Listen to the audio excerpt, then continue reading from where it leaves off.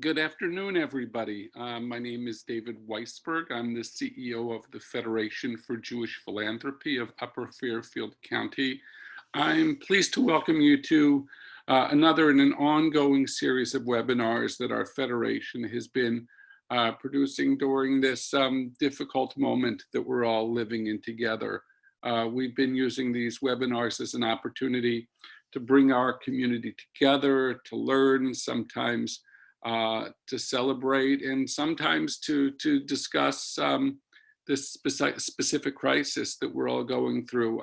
This is a conversation that I've been particularly looking forward to, in as much as our federation and all of our fellow federations in the Southern New England Consortium hold a very special relationship with the Afula-Gilboa region in Israel, our partnership region. And while so many of us have been very focused, and rightly so, on all of the challenges that we've been having in our own communities, our hearts and minds are also with our extended Jewish family in our partnership region of Afula-Gilboa. And I wanted to provide an opportunity for our community and for our fellow federations to enter into conversation with some leaders in our partnership region to understand what life is like there right now. What are the particular challenges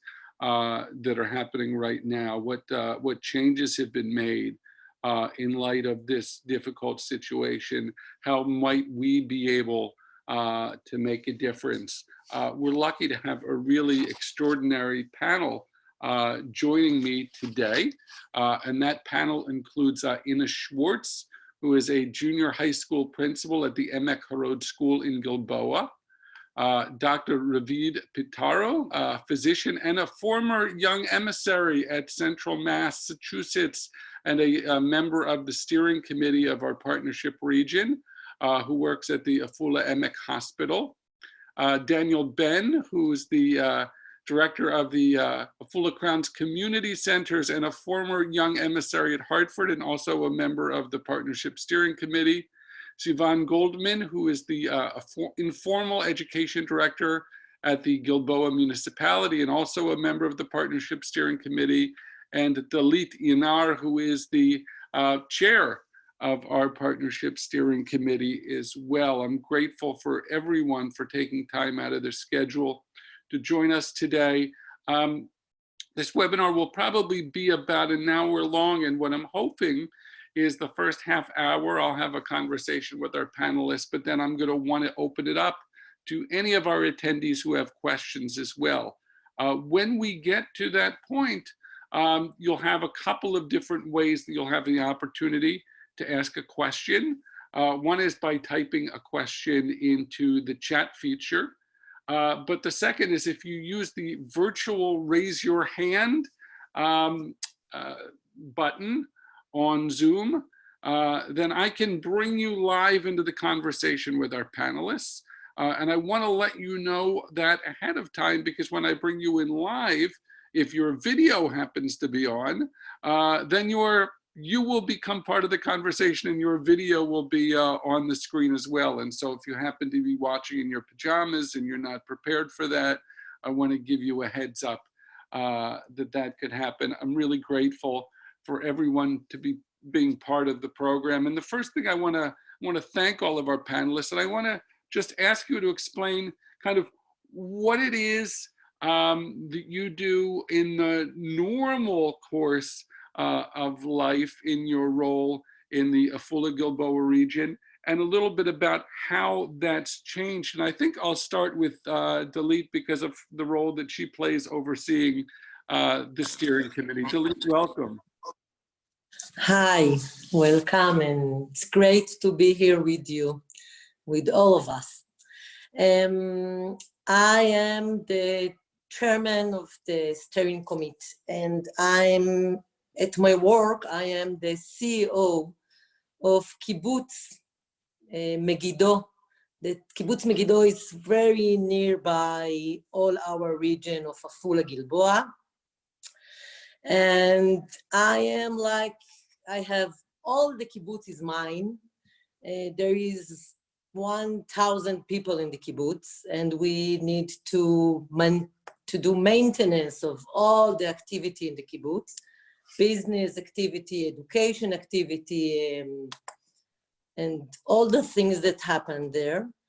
And I work very hard, but I need to say that now in the Corona crisis, even we are working even double time of work and 1,000 things to rule them and coordinate them. But as I say to my 3 girls, it's a very great opportunity to be able to discover ourselves, our community, our region, and our neighbors all around. So this is what I'm doing. And what about from the point of view of the partnership steering committee? Has the partnership steering committee become particularly active during this period of time? Yeah, things like when we are in normal times, we think about strategia and how to go and what to do in the next 2, 3, 5 years, and how to do very big things. And now we are thinking all the time, how can we do small things but do it together? Like all the concept and all the think about what to do is changed now. There is a change. We speak more, we need to decide decisions, we need to decide where can we help, when, with what, and everything is changing, also this. Right. Dalit, thank you. Ina?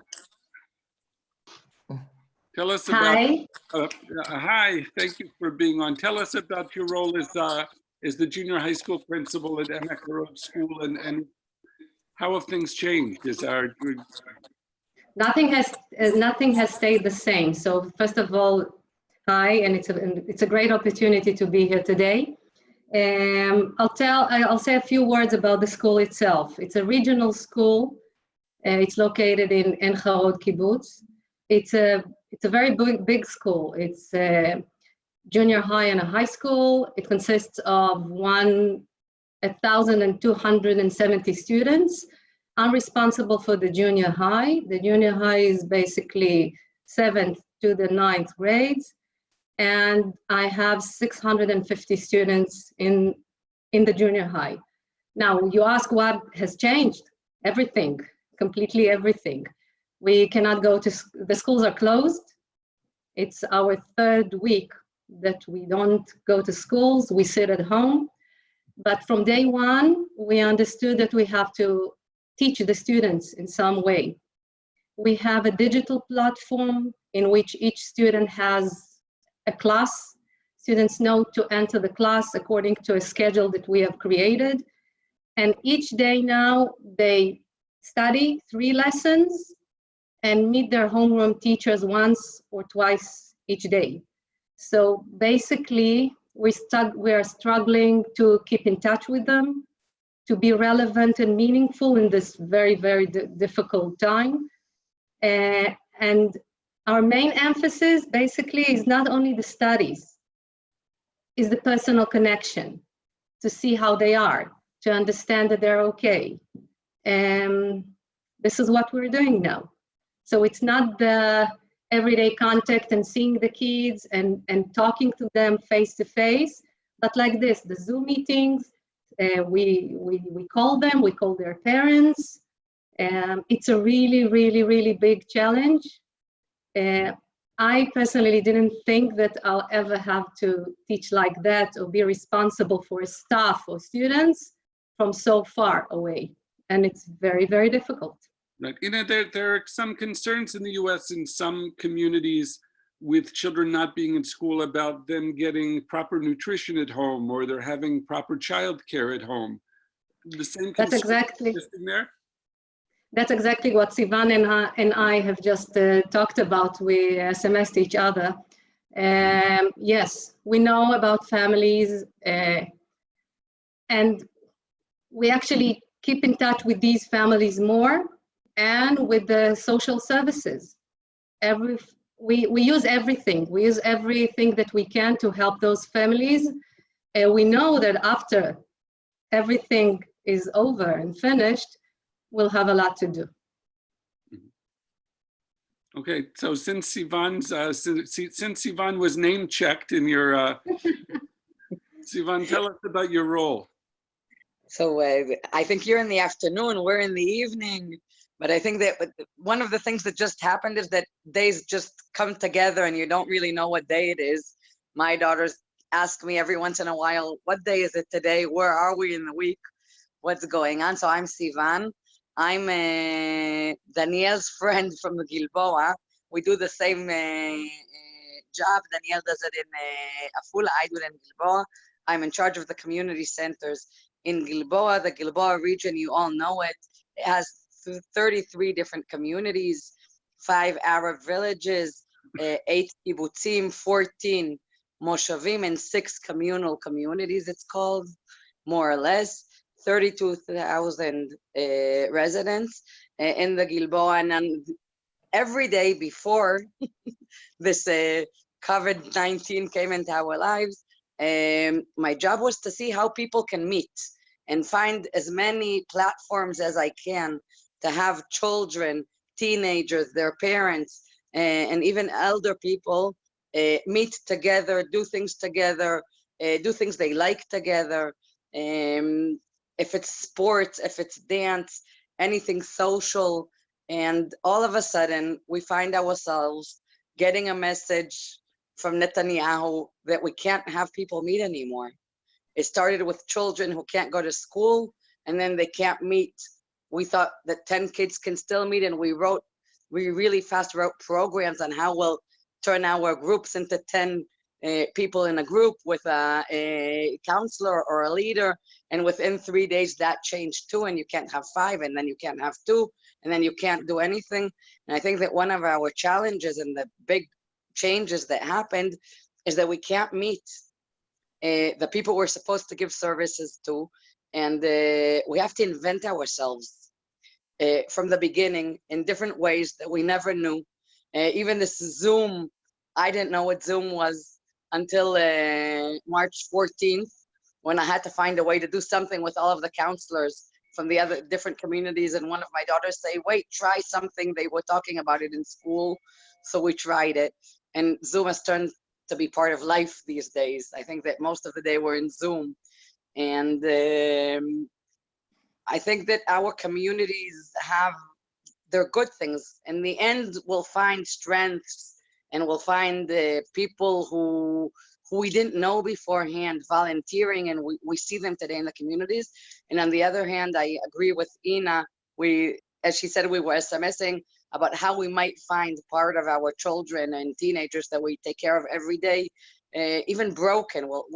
We don't know what we'll get when this ends, and what happens to kids who are at home, locked in their homes all day, with parents, without parents, each family the way they live right now. So Sivan, what's an example of something you're doing now that you can't do anything? We do a lot. That's what's so amazing. So give me, we wrote an educational program. The first night, the first evening, we got this message that they can't go to school anymore. We sent out a leaflet to all of the counselors in the communities with ideas of things they can do online, if it's through WhatsApp, if it's through Facebook, if it's on Zoom, if it's talking to one child and moving it on. All of our sports sent out videos on how they can keep in shape, how they can practice their sports while they're at home. And we have communal challenges that we bring up on the Gilboa Facebook every 2 days, and we call the whole community to take part. And then there are people who win, and I think that it kind of makes the community still feel like it's together, with other things that are happening in the small level in each different community with their needs. Mhm. It's talking a lot on the phone. My children ask me if that's what I'm being paid for, because all I do all day is talk. But that's what's left these days, is thinking of ideas, talking about them, writing them out, and hoping that this new connection is something that will be able to still be in contact like we're used to. Right. Thank you. Daniel, since you were name checked by Sivan, I think we'll go to you next. Let me get you unmuted. There we go. Yeah. So I think Sivan and with me that both of the systems, the formal and the non-formal education system, were caught not ready enough for this kind of situation. I think it's all over the world. We weren't prepared enough to something like that, that we will have to be in a situation like that.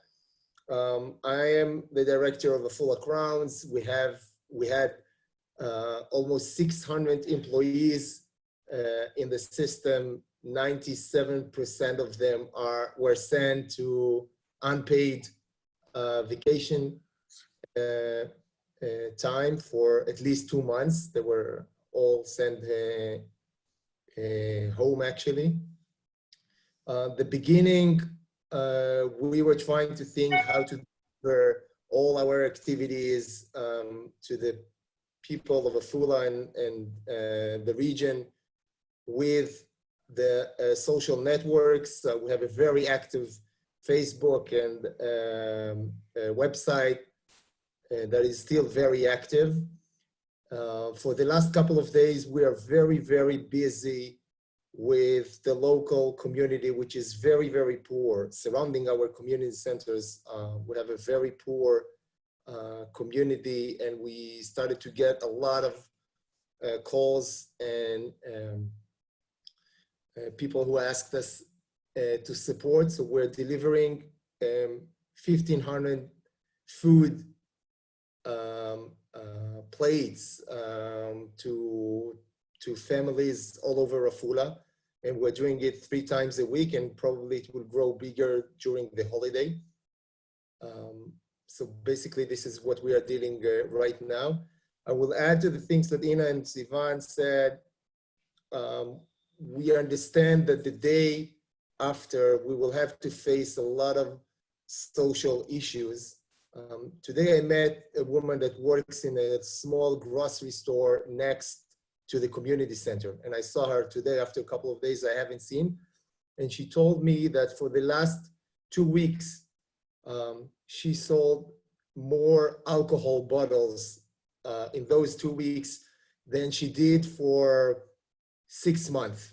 And she was smiling about it. She's just a local lady that works there. And she said, it's the 3rd time this week I'm bringing alcohol bottles. And I thought, probably it's a national or even international situation. People are being at home in the neighborhoods, small apartments. We understand more and more that our community is in big challenge and big situation that probably a lot of them don't know how to deal with. That was a very sad thing to hear, and that tells us what will be the day after, what will we be dealing with the day after. And Daniel, we've and a lot of our local federations have helped to support the sandwich club that you've had at Afula Crowns to provide sandwiches for children in need. I understand that program is changed now to deliver meals to the elderly. That's right. What about those children? The teenagers came in the first couple of days before we had different orders then from the Minister of Health that it is very, very hard to bring volunteers even to the community center.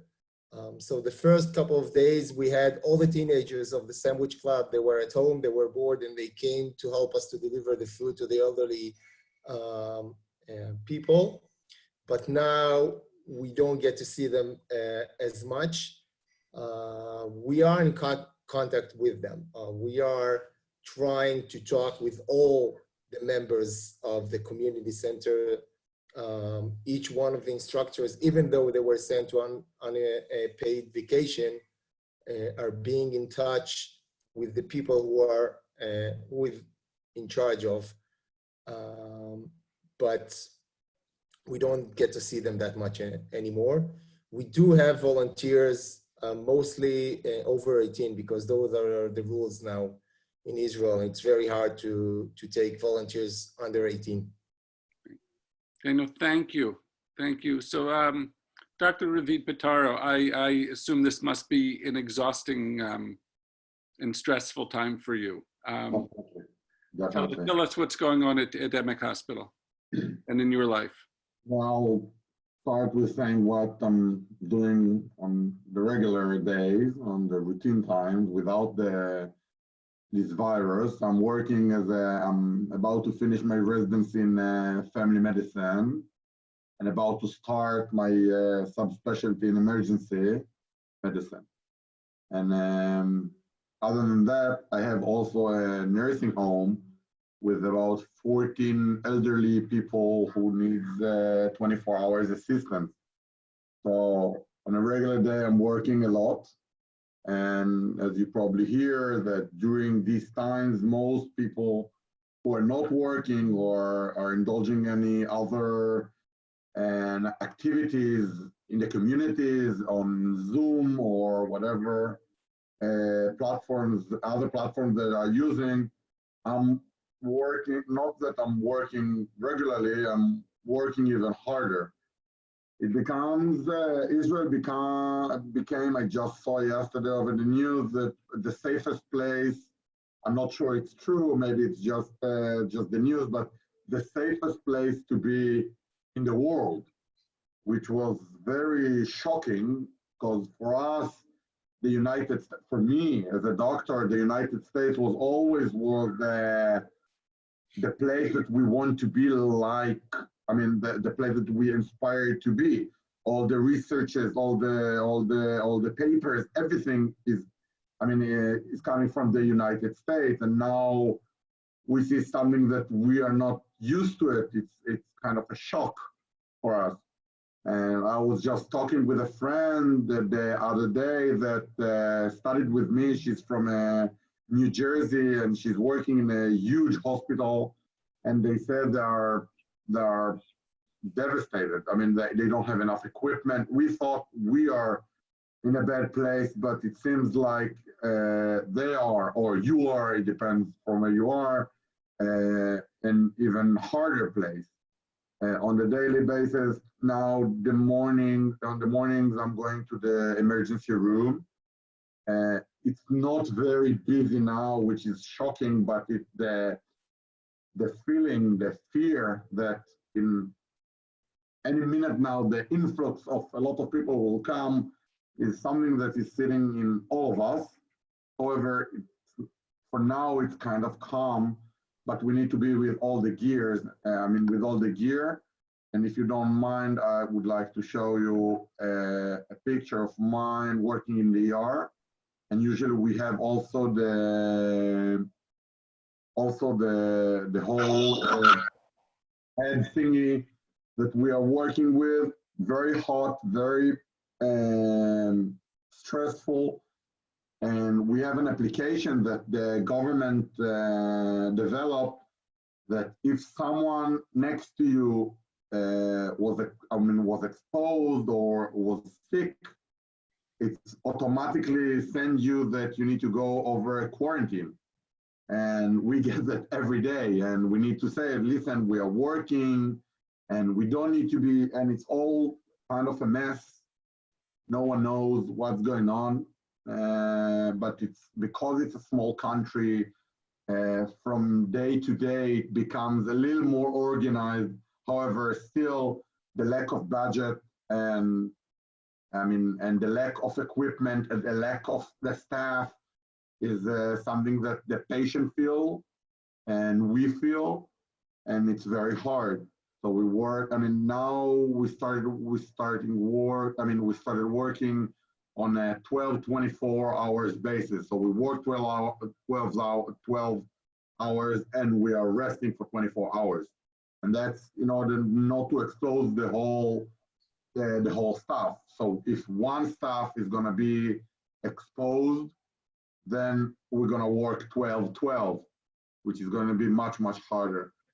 And that's regard to the hospital. In the community, in the clinic that I'm working as a family doctor, it's even worse. It's busy. People are sick and are afraid. We don't have, like any other place on the world, we don't have enough tubes to check, which is a main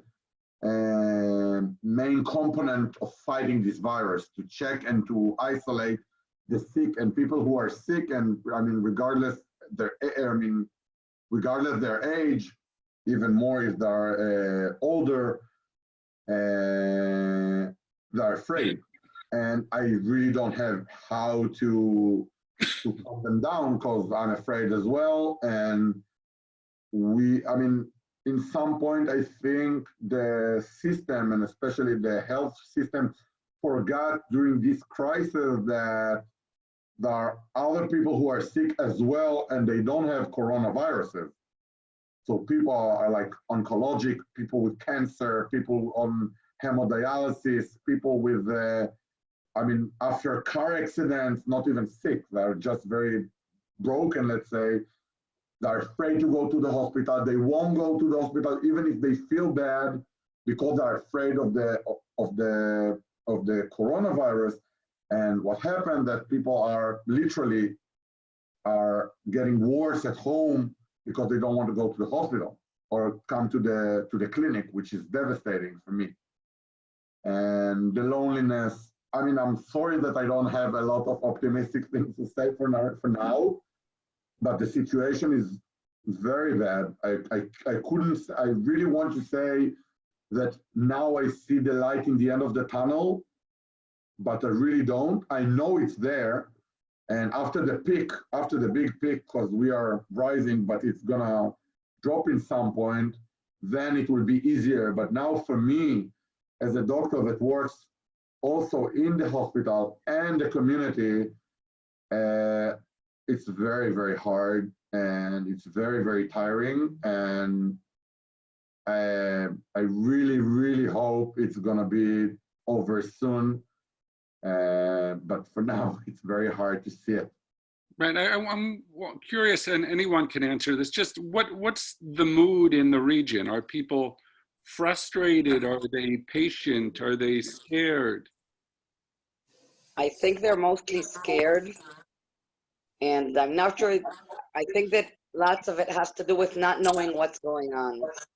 We don't know how long this is going to be. It's not like we came and we know to tell our children or the region itself that for 2 weeks we have to be inside the homes, and then life will come back to what it was before. Lots of the feelings are, we don't know how long this is going to be. And there are people who, not knowing what's going on and what's the next step, doesn't do too good for them. I'm one of those. I have to know what I'm doing every day. It's children, it's parents. I think that together with all of the worries about the economic situation and the social situation and not being at work, it's being scared of not being able to understand if we're going to get the virus or not get the virus, and not knowing how long this is going to take. Oh, hold on a second. Anxiety, sorry. Go ahead. Is it okay? Yes. Okay, so I would like to add that anxiety is rising, on the rise. I think that many people are starting to becoming sad. For example, I cannot see my parents. They live in Afula, I live in Gilboa, but they're at risk, they're over 70. So we don't want to, now we cannot go anywhere. It doesn't really matter, but even before that, we haven't seen them in a month because we didn't want to expose them to the virus. So many people are very anxious, many people are very, very sad. It's not like short run to somewhere. It's not even a marathon. It's much, much, much worse. We don't even know when it's going to end and what's waiting in the end line. And so unclarity is something that, like Sivan said, for people who need control, is something very, very stressful. And we need to live day by day. That's what we need to do now. And it's very, very difficult because you cannot plan anything. And we, as you said, we have to plan ahead. But what do you plan? How can you plan for something that you don't know what it is? So I'm really frustrated, I think. I must add that, I mean, first, I can relate to what, I mean, the ladies just said. My wife is 9 months pregnant, and I have 2 kids, the younger one at home. So one is 4 years old, and the other one is 2 years old. So that's very hard for me, and I know that my friends are in the same situation, which is super hard. But I mean, at least we are together. But I'm a medical director of a nursing home, which, and I had to close the gates of the nursing home for the families of the elderly. It was heartbreaking to get this decision and to enforce it. And the families, they understood. They understood it perfectly. They weren't very upset with that.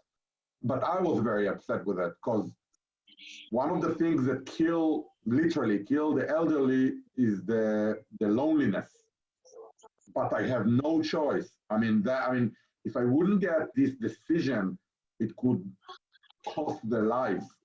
And I really, really needed to do it. So for us, younger families, it's very, very hard not to know what we are doing tomorrow and when this whole situation will be over. But for those older people, and I'm not talking about the older people in my nursing home, which are together. I mean, they are together. We are separating them as well, but not as much as those people who are leaving their home. They are independent, and they think right, and they can go out and and they participate in the community and whatever. And now they are literally alone. As Ina just said, that she can't go to her parents. A lot of our parents, and I'm sure your parents as well, feel the same. And it's really heartbreaking. This, for me, it's really devastating. Thank you for sharing that. I certainly have plenty more questions, but I also want to welcome any of our listeners who have questions as well. So if you do have a question, please use the raise hand function, or you can type a question into the chat. And I do think I thought I had someone with the raised hands function, but maybe I didn't. So I'll wait to see if anybody does the raise hands function or anyone types in a question. And in the meantime, I want to ask you whether there are unforeseen challenges and needs that you've had constituents come to you with, and how you've responded. What are some things that you hadn't expected that have come up?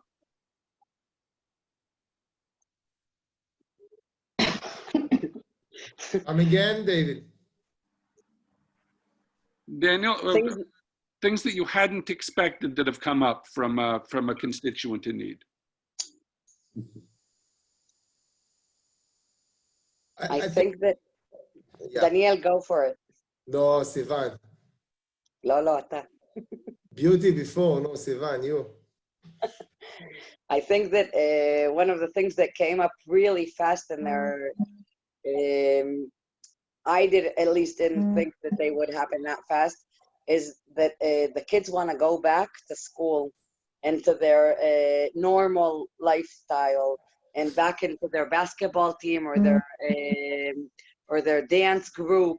And I think that we, in the beginning, at least in my house, we spoke about it as like a vacation. Passover vacation is a bit longer right now, and they come home every evening when I come home from work, and most parents aren't at work, which is also a weird situation. Lots of kids have their parents at home. Some think it's good, some don't. But my children don't have, both parents are at work right now. And when we come home, they speak about boredom, about what are my expectations? Why do I think they can keep themselves busy for so many hours without their friends? Can they please, please, please invite a friend home? And I think that it was I was in shock all of a sudden, because we keep saying that this generation is a technical generation, and they're in their phones all day and in their computers, and they don't know how to speak to each other. And all of a sudden, their first need is their best friends. And it's heartbreaking. As Ravit said about our parents, I haven't seen my parents for 3 months. They live far away. We were supposed to meet. This whole situation started. Video chats are nice. They're not like meeting your grandparents and your parents. But I think that they have more, they can structure their day much better than children can. And it's amazing to see how all they want is their best friends, and they want to meet each other, and they're willing to do it in school, and they want to see their teachers already. And it's not something we can really give them right now, except for all of these technical situations in Zoom. But my daughter tells me right now, Ima, I've been dancing in Zoom for the past 2 weeks with my dance group. It's not the same. It's not what I need. So they film each other all day in funny films, and they do lots of, they keep finding things to do. And she still asks if she can please have a friend home. And the answer is no right now. I think that's one of our biggest problems. The social isolation isn't only in sick homes. It's all of Israel right now. I definitely agree with the social issues. I think it will be right to call this virus a non-social virus. I'm visiting, every day I'm visiting All right. Uh-oh, I think that Daniel might have frozen. a woman, There we go. 75, getting close to her, but I'm just going to her yard and talk to her for a couple of minutes every morning before I go to the community center. And today, this morning, she told me, I prefer to have Corona. I'm going crazy. She was standing at the door, and I was standing like 4 meters from her. And she was saying, I'm going insane, because she was used to go to a club that we have in the Gilboa, the Weisberg. And now she cannot, of course, and she's not meeting anyone. She's just sitting at home, and she said, I don't care. I want the chances. It's not living for me. Add to that all the social issues that I was mentioning before about parents who were drinking, or today I saw on one of the emails I got from the community centers company that 7,000% more calls to the center of child abuse, and that was awful. They're getting calls, and they're getting messages from families, mothers and kids that are sending messages on emails and on the website of different organizations, and saying, it's insane what is happening in our houses, and it cannot go longer. I think we are learning also from our families. I'm coming back home, and I see my kids, and I understand. I'm trying to learn from them what are the issues, and what should I do as a community center director? What should I do in order to help the community? When I see my kids going crazy without meeting any one of their friends, I understand we have to do things that will connect people. Even if it will be by screens, it will connect people. They have to communicate somehow. And we're trying to develop some ways of them to do that, because communicating with their parents is not good enough. They need to communicate with people in their age, and they need to be in touch with their group, their equal group of kids. Thank you. Ravid, I have a question for you from Elizabeth. She's wondering if you've considered isolating from your wife and children. No, first of all, it's a fair question. And to just I mean, Liz was my host mother when I was there, when I was in 2004 and 5. So she knows my wife and kids very well. And that's, I mean, this question is very fair. And I wouldn't say it's not something that I didn't think of. I mean, the feeling of guilt of coming home from work every day is flooding me every time that I'm coming home. And it's just not just with Anna, my wife, and my kids, it's also with my parents that I now, in the beginning, I went to them a little bit until I started seeing the patient myself. And now, I'm afraid, so I'm make sure I'm working with the whole equipment, and I'm hoping for the best. But to isolate myself from my kids and my wife, now it's, I mean, I wouldn't say impossible, but really, really not possible. Yeah, it's impossible. No, I mean, once she's going into delivery, it won't be a choice not to go there. And I'm healthy and isolated. So no, I wouldn't do it for now. David, please tell your wife to hurry up.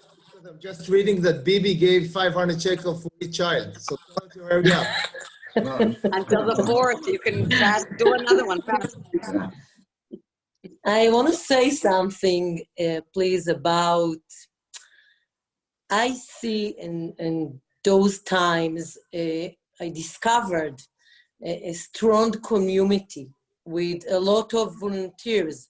I have every age of child, even 6 years old child, just phoned to me and said, please, can you tell me to whom can I bring cookies that I have made at home? So it's like, I see a lot of very good things that happen to us. I see professionals, volunteers, and whatever we ask, if I need psychologist because someone told me that there is someone with a lot of pressure, I have in my community 6 or 7 psychologists that all of them just say to me, please call me, please tell me to whom to call. And like people, I think that some of the people that never had time to give, actually they have a lot of time now and they began to give and they give to the community. And it's like, I feel that some of them I have like create a platform for being someone that can give something. And I see very great things that happen because of this. It's like, I see a lot of light in the end of the tunnel. I don't know if I'm very a sick, optimistic woman, but I see great things. Great. Can I add something? David, can I add something to what Dalita said? You just stole everything I wanted to say. I wanted to be a bit more optimistic and say that the thing that really fills my heart is to see committed people who work and are willing to do so without being paid, volunteer, I can see that in my staff, for example. I can see teachers who work all day long, who contact their kids. I see parents who suddenly appreciate the most unappreciated sector in this country, who are the teachers. And suddenly, teachers feel like they mean something. They feel meaningful. They feel that they have a cause. They feel appreciated. And I think that gives them the energy to continue giving, even though it's very difficult for them, because many of them have small kids at home with them the entire morning, and they have to take care of their kids and then take care of the kids whom they're teaching at school. And it's very difficult, and therefore I am very optimistic because I discovered wonderful people who are willing to give all the time. It was David's number 5 question, not number 3. Sorry. Positive, something positive.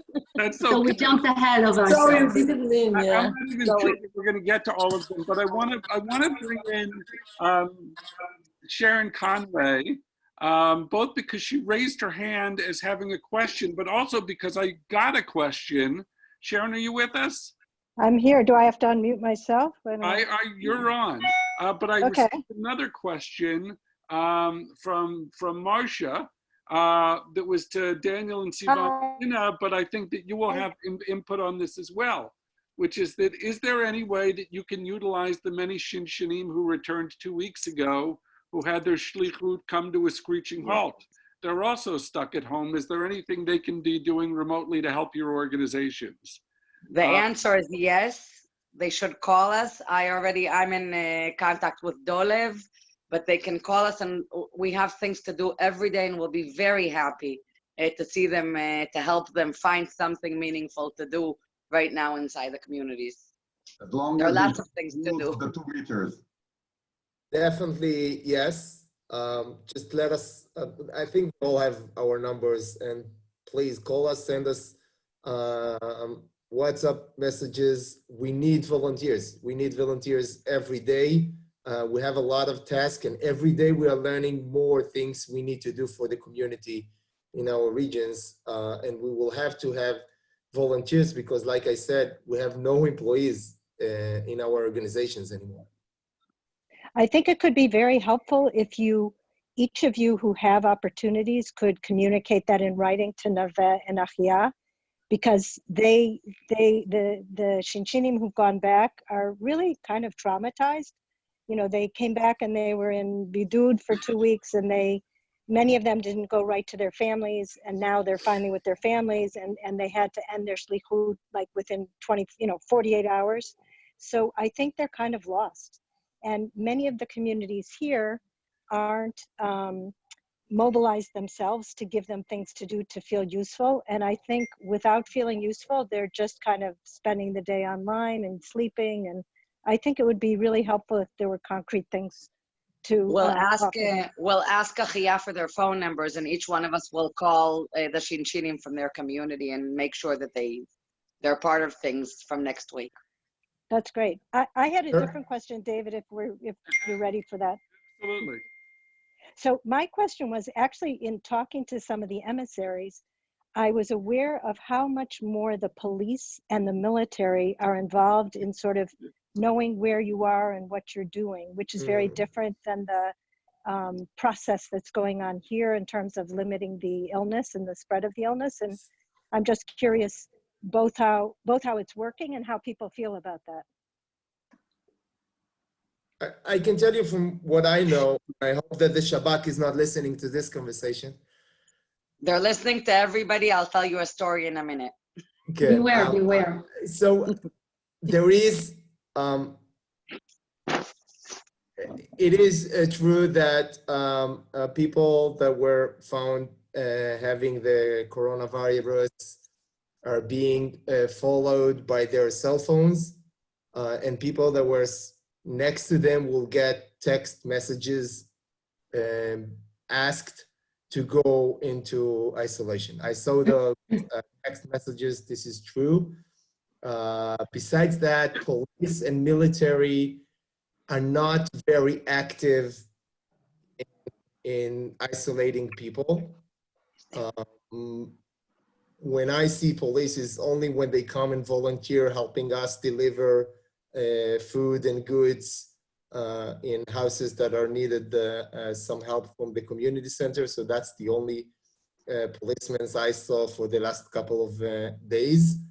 I do hear talks about asking soldiers to help municipalities with those kind of tasks, delivering food or helping, making sure that people will stay at home.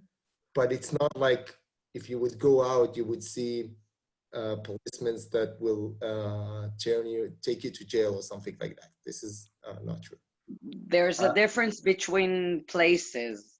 Daniel, we both live in communities that are functioning right now and have volunteers and are working. There are policemen and soldiers in municipalities that are a bit less functioning in our region too.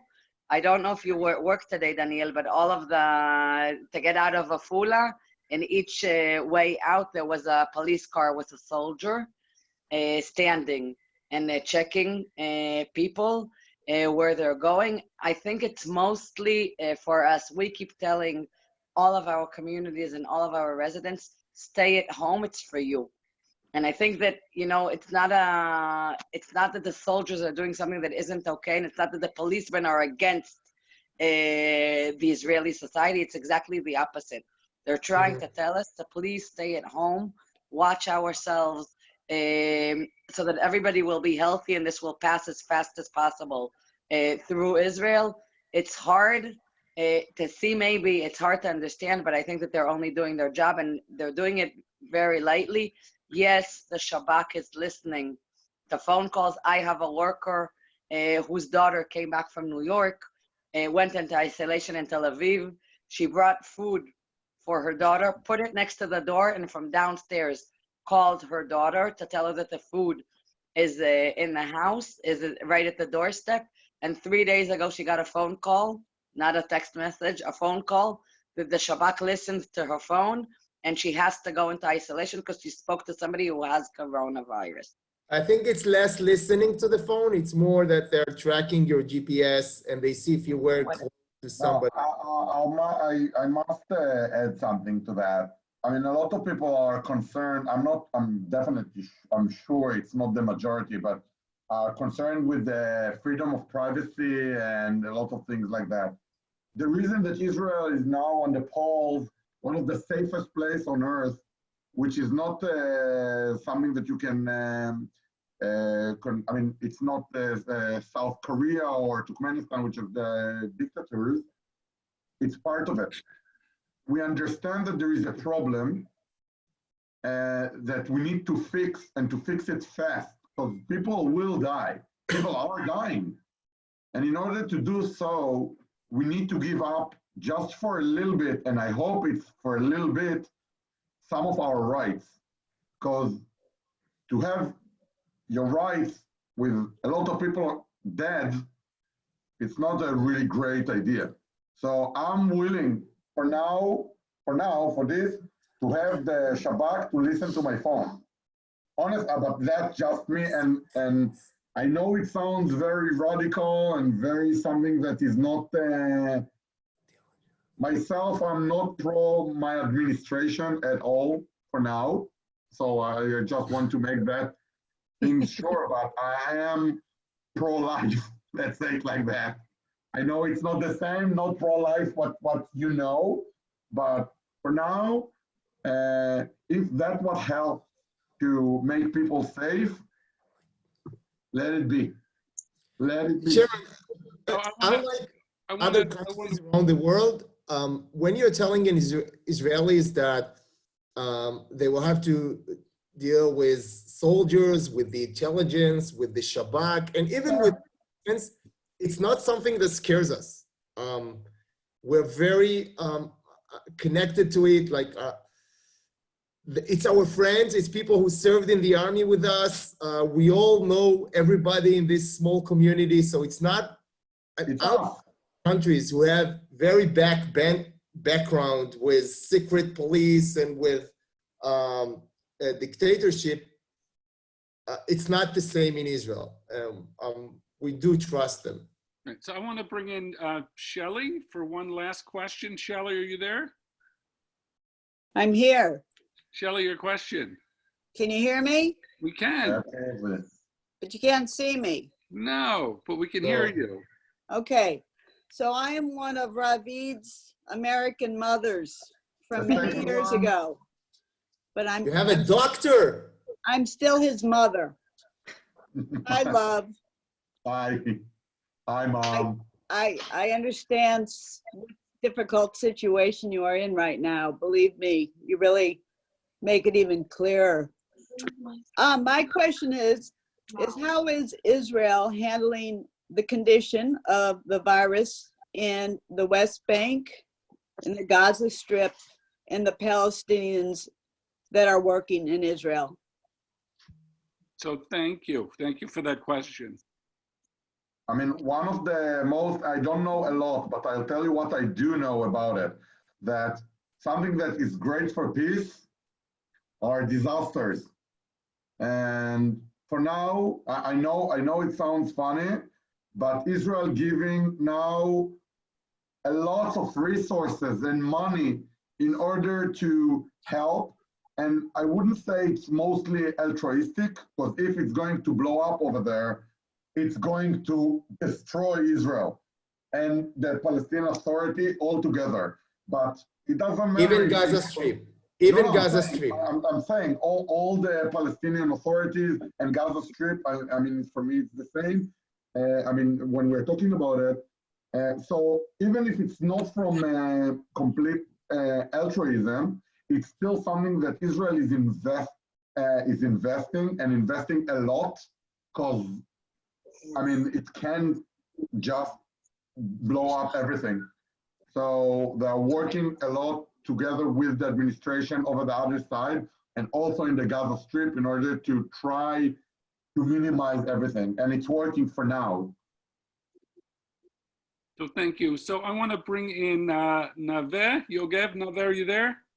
Yeah, I'm here. Can you hear me? Naveh is the professional head of our partnership region. First of all, I want to thank Naveh for all he does to manage our partnership region in Afula-Gilboa and connect us to so many important organizations and help facilitate our community and our fellow communities in this NEC region making impact. We're all really grateful. I wanted to ask all of you, including Naveh, as a closing question, what does the Afula-Gilboa region look like on the other side of this? How's it different? What do you foresee? You're asking Naveh? I'm asking all of you. When all of this is said and done and we're on the other side of it, how is life different there? I think that communities will be stronger. I agree with what was said about volunteering and what's going on. We'll have stronger communities on the social level, helping each other, being there for each other. And on the other hand, we'll have a lot of things to take care of and programming that we'll have to be doing in order to help families on the economic level and the social levels, kids who have national tests and don't really know how they're taking them right now. I mean, we're going to have tons and tons and tons of things to take care of, but I think that we also will have big groups of citizens that we know from our communities that are volunteering and will help us on the other side of this. I do agree that the economical level will be the toughest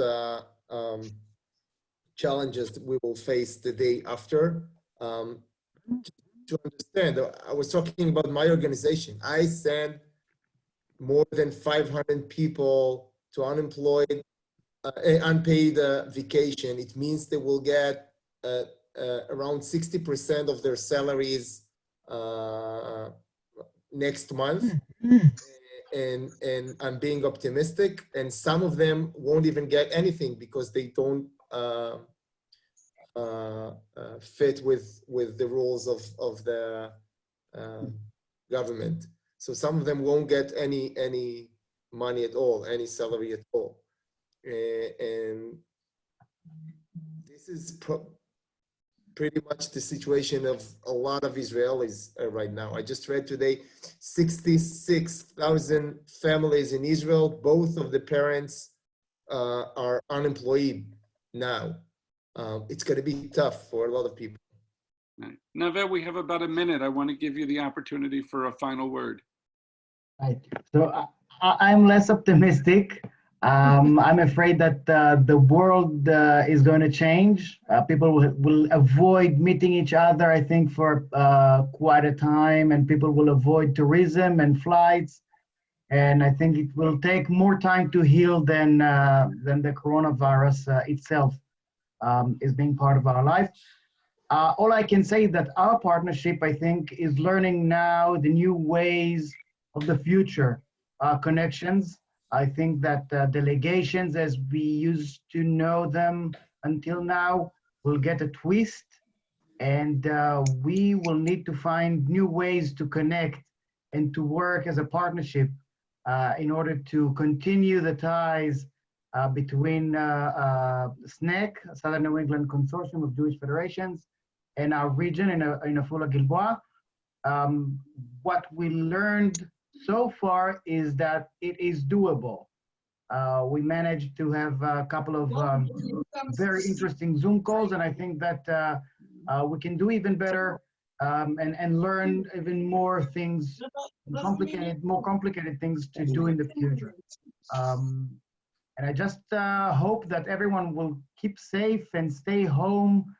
And I want to thank you, David, and all those who worked in order to make this happen. And wish us all Chag Sameach. Nava, thank you for your efforts to make it happen, and thank you to our panelists, Ina Schwartz, Dr. Ravit Pitaro, Daniel Ben, Sivan Goldman, Dalit Inyer. What I want to say to you is we're all in this together. You know, this is a unique crisis because it's not one that's happening just there or just here. It's one that we're all part of, and we both want to learn from you, and we want to support you. And most of all, I want to thank you for the work that you're doing on the ground in a region and for a community that we all care about and love very much. And so thank you for all that you're doing on all of our behalf. We're tremendously grateful. And thank you to all of you who listened and asked questions and are part of our wonderful SNEC family together. So thank you. Good luck. Get some rest, everybody, and stay healthy. Thank you. Thank you, Chag David. Sameach. Chag Sameach. Chag Sameach. Briut, David, Briut.